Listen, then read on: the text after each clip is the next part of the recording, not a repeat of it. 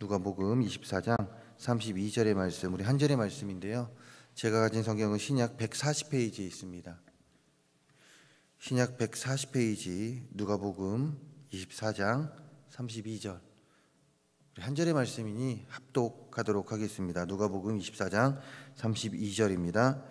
그들이 서로 말하되 길에서 우리에게 말씀하시고 우리에게 성경을 풀어주실 때에 우리 속에서 마음이 뜨겁지 아니하더냐 하고. 아멘. 저는 오늘 누가복음 24장 32절의 말씀을 가지고 깨어있을 때 뜨겁습니다, 깨어있을 때 뜨겁습니다 라는 제목으로 이야기를 나눠보려고 합니다. 오늘 읽은 본문이 속해 있는 오늘의 묵상 말씀이죠. 오늘의 큐티 말씀 누가복음 24장 14절부터 35절은 이제 주님께서 부활 이후 두 제자가 예루살렘에서 엠마오로 향할 때 이제 그 제자들 앞에 나타난 이야기를 기록하고 있습니다. 그런데 이 두 제자가 예루살렘에서 엠마오로 향할 때에 그들의 모습이 참 인상이 깊습니다. 그들은 어떤 모습으로 가냐? 예수님에 대한 슬픔과 혼란 속에서 가고 있습니다. 물론 이 슬픔은 당연한 것 아니겠습니까? 주님이 죽었으니, 주님이 돌아가셨으니 슬픔 가운데 있는 이 모습 당연한 것이겠죠. 그러나 좀 인상적인 것은 이게 혼란스럽다라는 것이죠. 혼란 가운데 그들이 있다라는 것이 이해가 되면서도 참 안타깝고 또한 인상적인 모습으로 남습니다. 왜 그렇습니까? 13절 이하를 보게 될 때면요, 오늘 말씀 이제 13절 이하를 보게 될 때면 이들은 지금 십자가에서 죽으시고 부활하실 것이라는 그 사실을 알았던 제자들임에도 불구하고 13절 이하를 보게 되면 이들의 행동이 참 이해가 되지 않습니다. 왜냐하면 17절을 보게 될 때 이들은 슬픈 빛을 띄었다라고 이야기하고 있습니다. 뿐만 아니라 17절 이하의 내용을 볼 때면 이들은 주님의 죽음 이후에 절망과 낙심 가운데 있는 것과 같은 모습을 보입니다. 무슨 이야기입니까? 이들은 분명히 주님이 죽으실 것, 십자가에 못 박혀 돌아가실 것도 알았고요, 사흘 뒤에 부활하실 것까지도 알았던 자들입니다.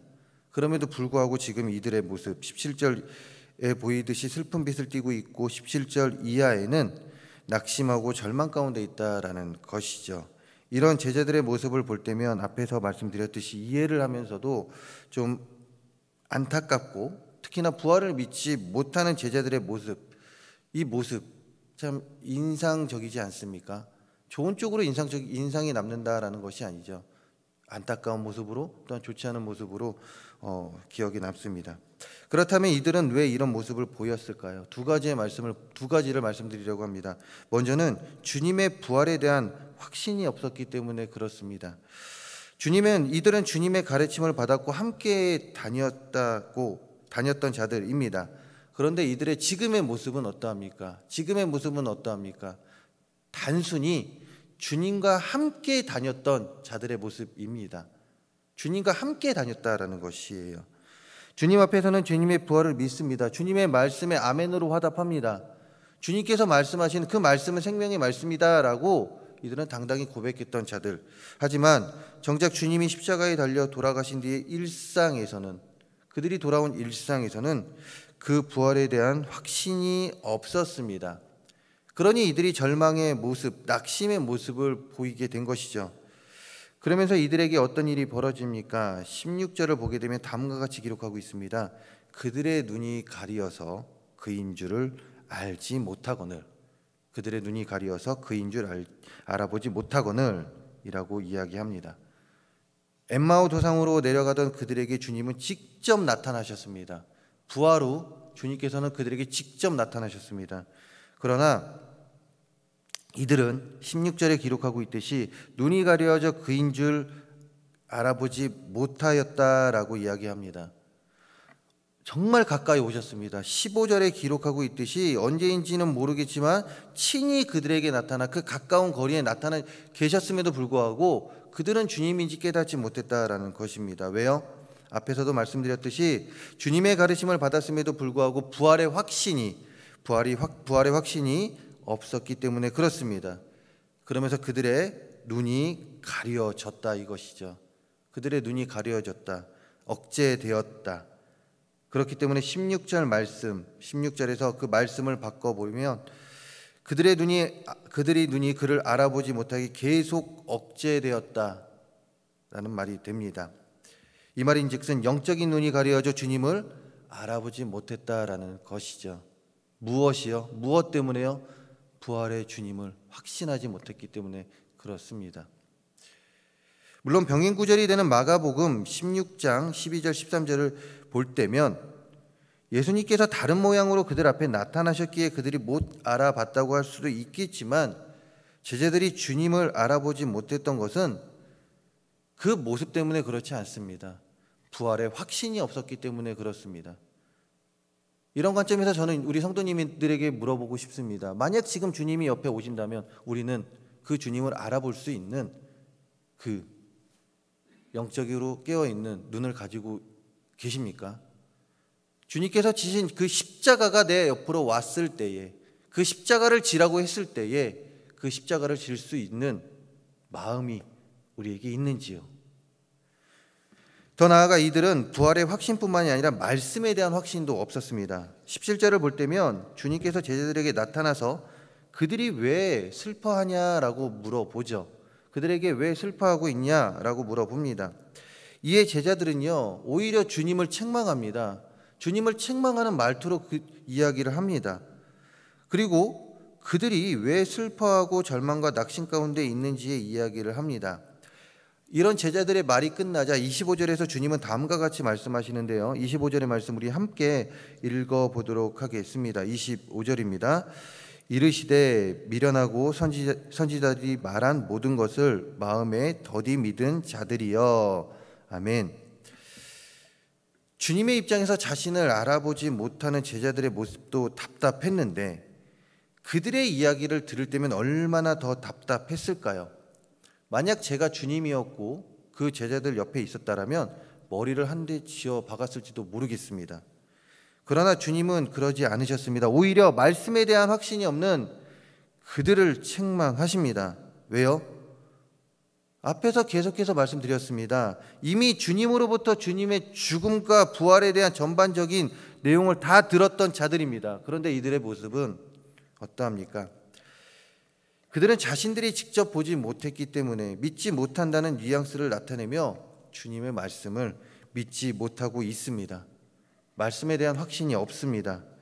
그렇게 주님 가까이서 주님의 가르침을 받았던 자들임에도 불구하고 이들은 말씀에 대한 확신이 없습니다. 그러다 보니 주님이 바로 그 앞에 나타났음에도 불구하고 친히 그들 앞에 나타났음에도 불구하고 그들은 주님을 알아보지 못하였죠.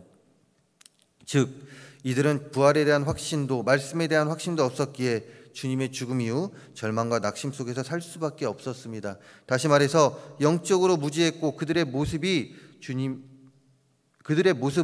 주님이 곁에 있음에도 불구하고 깨닫지 못하고 패배자와 같은 삶을 살게 만들었던 것이지요. 이런 제자들의 모습에 주님은 답답하셨습니다. 그렇게 제자들과 길을 걷던 주님, 29절에 기록하고 있듯이 주님인지 모르고 단순히 저녁을 함께 하자던 제자들과 저녁을 함께 하죠. 그리고 30절에서와 같이 그들과 함께 음식을 잡수실 때에 떡을 가지고 축사하시고 떼어 그들에게 주십니다. 이때 그들이 깨어납니다.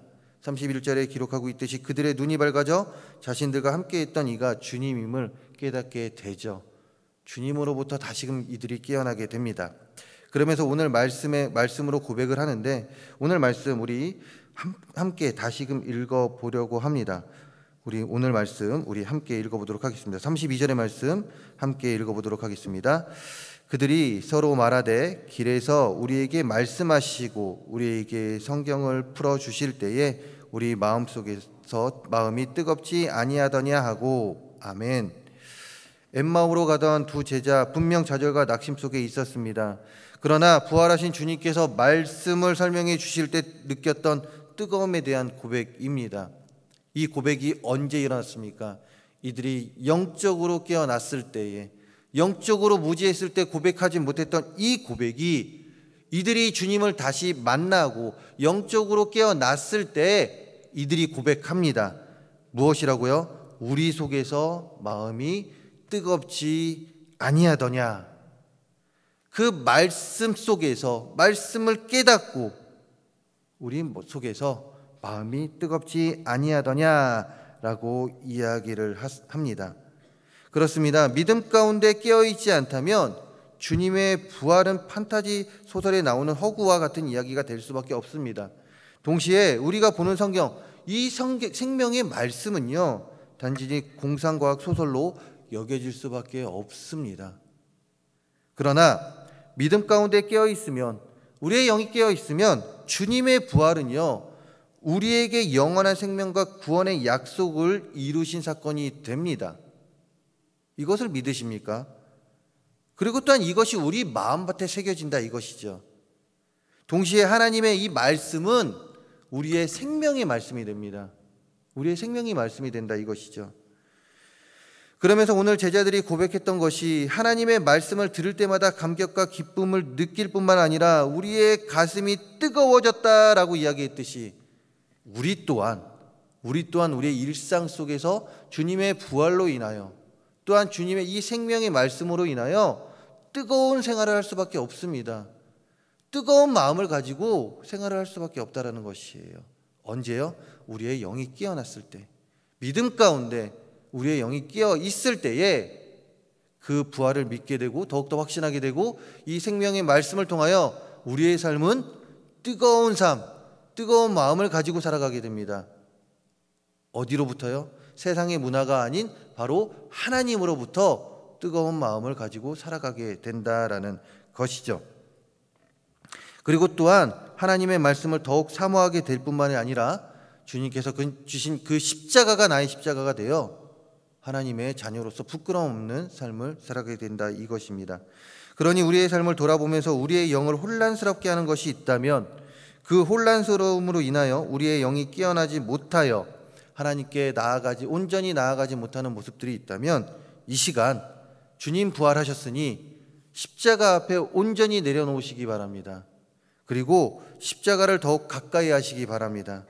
십자가를 우리 마음에 더욱 두고 살아가시기 바랍니다. 이때 우리의 영은 더욱 깨어질 것입니다. 그리고 주님께서 십자가에서 승리의 선포를 하셨듯이 우리 또한 생명의 말씀으로부터 승리를 선포하며 살아가는 택함받은 주의 백성의 삶을 살 수 있게 될 것입니다. 오늘 하루의 삶도 깨어있는 삶이 되기를 간절히 소망합니다. 세상의 말씀으로, 세상의 이야기로 깨어있는 것이 아니라 오직 하나님의 말씀으로 깨어있기를 간절히 소망합니다. 그 부활신앙으로 깨어있기를 간절히 소망합니다. 부활하신 주님으로 인하여 승리하는 우리 모두의 삶이 되기를 간절히 소망합니다. 말씀을 마무리하려고 합니다. 누가복음 21장 36절은 이렇게 이야기합니다. 이러므로 너희는 장차 올 이 모든 일을 능히 피하고 인자 앞에 서도록 항상 기도하며 깨어있으라 하시니라. 아멘. 항상 기도하며 깨어있으라 하십니다. 성도는 항상 깨어있어야 합니다. 내 옆에 있는 성도가 깨어있는 것이 아니라 함께 신앙생활하는 옆에 있는 이웃이 깨어있는 것이 아니라 바로 내가 깨어있어야 합니다. 내가 깨어야 우리 가정이 깨어납니다. 또한 내 주변이 깨어납니다.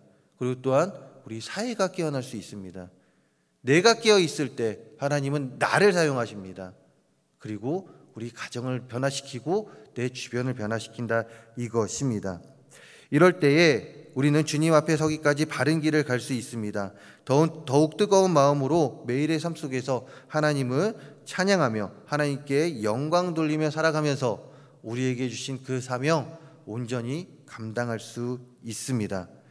생명의 말씀 아래서 더욱 깨어있는 우리 모두가 되어서 매일같이 승리의 계가를 부르는 우리 모든 성도님들 되시기를 간절히 소망합니다. 그러면서 하나님께 영광 돌리기 바랍니다. 오직 하나님께만, 그리고 또한 이 세상의 불합리한 문화 속에서도 당당히 하나님의 말씀 외치며 또한 전하며 나만 깨어있을 뿐만이 아니라 다른 이들도 깨울 수 있는 우리 모든 성도님들, 오늘의 삶 또한 하나님께서 부르시는 그날까지의 삶이 되기를 주님의 이름으로 축원합니다. 기도하겠습니다. 하나님, 깨어있게 하여 주시옵소서. 세상의 지혜로 깨어있는 것이 아니라 하나님의 말씀으로 깨어있게 하여 주시옵소서. 그리하여 부활하신 주님 더욱더 전하며 그 부활하신 주님으로 인하여 기뻐하고 우리에게 있는 힘들고 어려운 일이 있을지언정 낙심하고 좌절하는 것이 아니라 오히려 부활하신 주님 생각하며 넉넉한 마음으로 이겨낼 수 있는 우리 모두가 될 수 있도록 도와주시옵소서. 오늘도 주님의 말씀 아래 승리하는 우리들의 삶이 되게 하여 주시고, 또한 이 자리에 나올 때 아름다운 예물 드립니다. 이 예물 기뻐 받아주시고 이 예물 하나님 나라 건설에 앞장쓰여지고 하나님의 뜻에 있는 곳에 귀하게 쓰여지는 예물 되게 하여 주시옵소서. 많은 기도 제목들 담았을 때 그 기도 제목에 하나님이 응답하여 주시옵소서. 오늘도 승리의 계가를 부를 우리 모든 성도님들 축복하여 주시고, 또한 그 가운데 하나님의 살아계심을 더욱더 전하는 우리 모두가 되게 하여 주시옵소서. 이 모든 말씀 예수 그리스도의 이름으로 기도합니다. 아멘. 우리 시간 함께 기도하기 원합니다. 말씀 기억하시며 기도하시기를 바라고요. 또한 교회를 위해서 담임 목사님, 원로 목사님을 위해서 기도해 주시기 바랍니다. 그리고 또한 돌아오는 주일 공동의회를 위해서 기도해 주시기 바랍니다. 그 공동의회를 위해서 기도해 주시기 바랍니다. 뿐만 아니라 환우들 위해 기도해 주시기 바랍니다. 그리고 또한 각자 가지고 나오신 기도 제목 가운데 기도하시다 자유롭게 돌아가도록 하겠습니다. 우리 주의 일 창하신 데에 기도하십니다.